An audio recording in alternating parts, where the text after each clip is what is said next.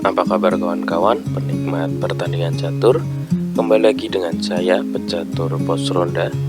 Kali ini kita akan menyaksikan pertandingan pada Piala Squid File Cup 2022 yang akan mempertemukan antara Ian Nepo Miyachi yang akan melawan Ali Reza Firoza. Mari kita saksikan pertandingannya, dimulai dari Nepo Miyachi megang bit putih yaitu dengan pion di D4, Queen Pawn opening direspon hitam kuda ke F6, pertahanan India, pion maju di C4, pion hitam ke E6 dan kuda ke F3, hitam pion di D5 mengajak pertukaran, dan di sini Queen Gambit penolakan, dan selanjutnya pion ke G3 sekaligus persiapan untuk fianchetto gajah, dan dilanjutkan pion makan pion di C4 dan putih melakukan fianchetto, pion hitam maju di A6 direspon putih dengan long rokade pendek, dan dilanjutkan kuda ke C6 dan menteri ke C2 sekaligus membiarkan pionnya dimakan kuda hitam. Dan di sini langsung saja hitam makan pion putih dengan kuda dan dimakan kembali dengan kuda putih dan menteri makan di D4. Pertandingan dilanjutkan dengan kuda ke D2 kembali mengincar pion hitam, maka dari itu di sini pion maju di C3 karena jika pion ini diajukan maka yang terjadi adalah benteng akan dimakan gajah. Maka dari itu setelah direspon pion maju maka dimakan kembali dengan pion putih. Menteri menghindar ke C5, kuda ke E4 sekaligus mengajak pertukaran dan ancaman pada menteri hitam. Dan di sini kuda makan kuda di E4 dan dimakan kembali dengan gajah sekaligus memberikan ancaman pada pion di depan benteng. Dilanjutkan gajah ke D6 dan direspon putih dengan benteng B1. Kenapa tadi hitam tidak memakan pion di H7? Karena ini akan bisa jadi blunder hitam maupun menjadi blunder putih. Sebelum benteng geser, misal jawabannya adalah gajah makan. Jika respon putih adalah pion maju di G6, maka akan dijawab gajah ke G6 dan pion makan dan kembali dimakan dengan menteri. Dan di sini kemungkinan remis bisa terjadi maupun putih malah juga bisa menang. Lalu dilanjutkan dengan raja geser, maka yang terjadi adalah skak, raja geser dan G8 dan kembali skak, dan ini bisa menjadi skak atau langkah bolak-balik. Tapi jika raja di posisi bawah ini naik, maka yang terjadi adalah skak dan benteng akan terambil. Dan ini bisa menjadi blunder putih ketika hitam menjawab dengan menteri ke H5. Karena apa? Jika gajah menghindar, maka yang terjadi adalah skak mat. Maka dari itu, misal pion maju di H4, maka yang terjadi adalah menteri makan gajah, maka diadu. Yang terjadi di sini adalah hitam unggul 1 perwira. Maka dari itu jawabannya adalah menggeser benteng. Dan pertandingan dilanjutkan dengan pion maju di F5 mengancam gajah, gajah menghindar ke G2 melainkan tidak makan pion, dan dilanjutkan dengan hitam rokade dan gajah ke E3 ancaman pada menteri hitam.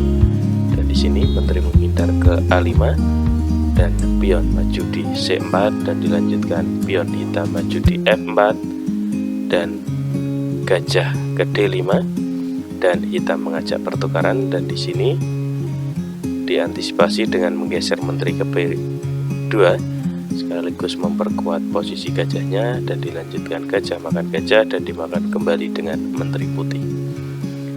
pertandingan dilanjutkan dengan pion maju di E5 dan direspon skak dan sekaligus mengajak pertukaran menteri. Dan di sini menteri langsung saja makan dan dimakan kembali dengan gajah putih sekaligus skak. Raja menghindar ke H8 dan setelah ini putih baru makan pion di B7. Benteng menghindar ke B8 dan dilanjutkan gajah makan gajah dan benteng makan gajah di C8. Pertandingan dilanjutkan dengan benteng ke D1 dan direspon raja ke G8. Benteng makan benteng beradu dan dimakan kembali dengan benteng hitam. Di sini benteng putih ke D5, ini adalah pertandingan endgame, dan benteng hitam ke B4. Di sini benteng makan pion di E5 dan pion makan di G3 sebelum makan pionnya, dan direspon putih dengan pion makan pion di G3, dilanjutkan pion dimakan benteng hitam. Benteng putih ke A5 mengancam benteng hitam, pion hitam, dan benteng memperkuat pionnya di C6. Raja naik membantu penyerangan, dan raja hitam juga maju di F7. Pion di F4, raja ke E7, pion di E4, benteng ke B6 sekaligus ancaman untuk skak pada raja, dan raja naik ke F3 dan direspon benteng ke C6. Pion maju di F5 dan raja ke F7. Pion putih maju di G4 dan pion hitam ke H6. Raja naik ke F4 dan raja hitam ke E7. Direspon benteng ke A4 sekaligus mempertahankan peta 4 karena pion putih akan maju. Dan di sini benteng ke B5, B6 dengan tujuan untuk menskak dari file 1. Maka dari itu di sini benteng ke C4, raja ke D8. Setelah diancam, raja mempertahankan pionnya. Maka dari itu direspon dengan pion maju di E5, benteng ke B1, benteng putih ke C6 mengancam pion. Maka direspon dengan benteng skak B4, raja F3, benteng ke B5 ancaman pada pion, dan direspon dengan raja naik ke E4, benteng ke B4, raja naik kembali ke D5 dan pion makan benteng. Dan di sini raja naik ke E6 sebelum benteng makan pion gratis. Dan setelah jawaban hitam dengan raja ke C8, baru di sini benteng makan pion hitam, raja naik dan dibalas dengan benteng ke A3, benteng hitam ke G2 dan raja ke F7. Dan di sini pion putih siap menjadi perwira. Dimulai dengan benteng ke F8 mengancam pion dan pion maju di F6. Dan dilanjutkan hitam dengan menggeser raja ke C6. Kenapa di sini tidak dimakan saja oleh hitam? Karena apa? Jika jawabannya adalah pion makan, yang terjadi adalah pion putih tetap maju ke E6. Dan ini tidak bisa terbendung lagi dengan dua langkah ke depan. Misal diantisipasi dengan benteng karena benteng akan hilang. Oke. Maka dari itu di sini pilihan dari hitam adalah raja ke C6, dilanjutkan raja ke G7, raja ke D7 dan raja putih ke F7. Dan pada langkah ini hitam menyerah di langkah ke-50. Karena jika dilanjutkan misal benteng ke E2, maka benteng putih akan skak di D3, raja otomatis kabur dan pion tidak akan terbendung lagi. Maka dari itu hitam menyerah.